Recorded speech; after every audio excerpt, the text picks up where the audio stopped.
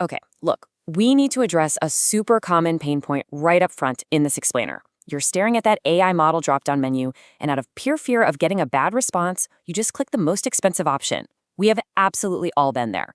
You want the best result, so you pick the biggest, baddest model, right? But here's the thing.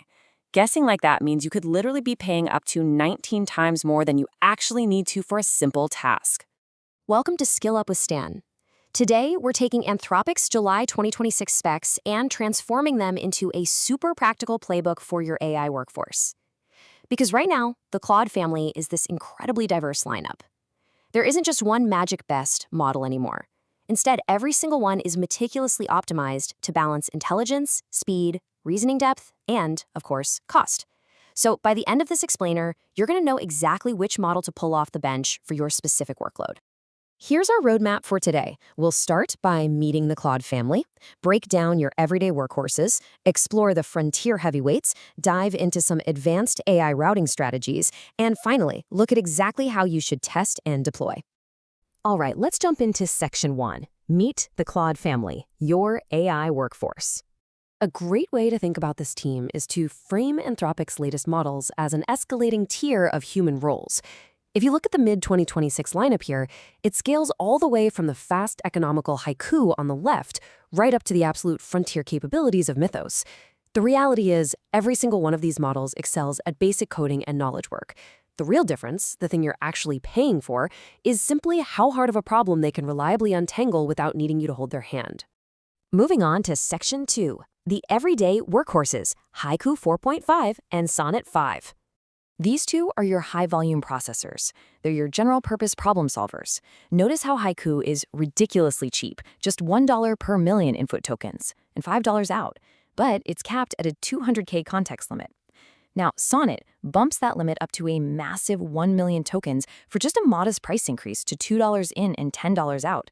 And trust me, that massive context window is an absolute game changer if you're trying to feed the model giant code bases or thick, dense instruction manuals. So let's talk about Haiku 4.5. Think of this model as your lightning-fast intern. It is absolutely perfect for high-volume repetitive stuff, like ticket triage, FAQ bots, data extraction, you name it. Basically, anytime raw speed matters way more than deep philosophical reasoning.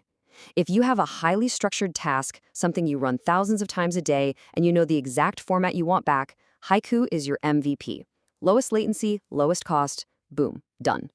Stepping it up, we have Sonnet 5. This is your senior engineer, and honestly, the default workhorse for everyday coding, writing, and analysis. Sonnet sits right in this gorgeous sweet spot of capability and cost.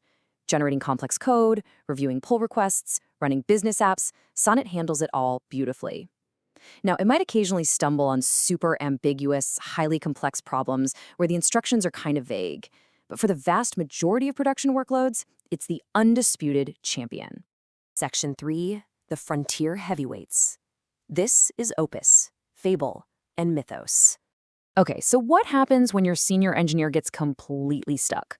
Well, that's when you call in the specialists. But hear me out, these heavyweight models are definitely not for extracting a quick date from an invoice. No way. They are engineered for massive, multi-hour coding sessions, incredibly complex system engineering, and fully autonomous enterprise automation. They bring the absolute highest reasoning capabilities on the market today. Let's look at Opus 4.8 and Opus 5. These are the principal architects of your AI team. If you're in a scenario where flawless accuracy matters infinitely more than speed, Opus is your model. It can maintain a highly coherent chain of reasoning across its entire 1 million token context window. It's an absolute monster for deep research and architecture, even if you do have to wait a little bit longer for the output compared to Sonnet. Then we have Fable 5. I like to call this one the autonomous PM. It's a long-term collaborator. Unlike most models that just do single-turn ping-pong interactions, Fable can actually plan, execute, and review its very own work over that massive 1 million-plus context window, with barely any human guidance. It's purpose-built for persistent AI agents that need to remember context for days and adapt when their objectives shift. But, and this is a massive but, Fable 5 commands $10 per million input tokens and a staggering $50 per million output tokens. Just to put that into perspective, that is 10 times the cost of Haiku inputs. So yeah, you absolutely do not use Fable to draft a polite email to your boss. You strictly reserve this premium compute for workflows that genuinely demand autonomous, long-horizon planning. And rounding out the heavyweights, we have Mythos 5, the lab expert. This is Anthropic's most capable, absolute top-tier model class. It's essentially an invite-only, highly specialized version of Fable that doesn't have the standard built-in safety classifiers. It's accessible only via Project Glasswing, and it is built strictly for trusted, vetted organizations that are tackling the hardest possible research problems, like dually used cybersecurity and advanced biology. Let's shift gears to Section 4, Advanced AI Routing Strategies, or how you actually coach this team. Now that you know who the players are, let's talk strategy.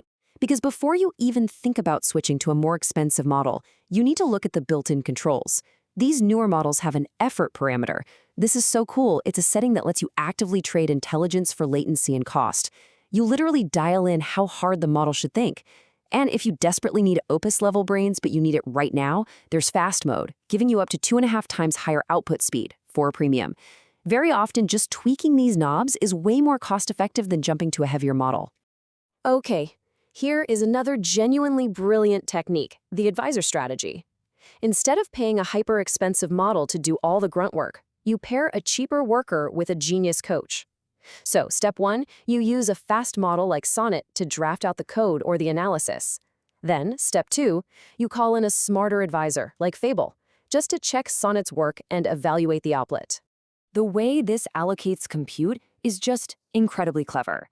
In coding benchmarks, this advisor strategy scored within just 10% of the quality of using Fable for the whole task. But listen to this. It dropped the total price to just 63%. So you're keeping your performance right up there near the frontier level, but you're saving a massive chunk of your budget. Finally, Section 5, how to actually test and deploy, building your framework. So to deploy this without blowing through your runway, you essentially have two paths. Path 1 is efficiency first. You start as cheap as possible with Haiku 4.5. If it nails the routine task, great, stop there. Only upgrade to Sonnet if Haiku is clearly struggling. The second path is capability first. For this one, you start at the top with Opus 5 or Fable 5, just to guarantee that your complex workflow is even possible. Once you prove the workflow actually functions, then you optimize costs down by lowering the effort parameters or swapping in a cheaper model. But hey, if you only remember one single thing from this entire explainer today, make it this. Sonnet 5 provides the absolute best return on investment for the vast majority of real-world work. The quality gap between Sonnet and Opus is almost always much smaller than that massive cost gap. You should only be reaching for the heavyweights when Sonnet genuinely hits a wall and your own custom evaluations prove that it's failing.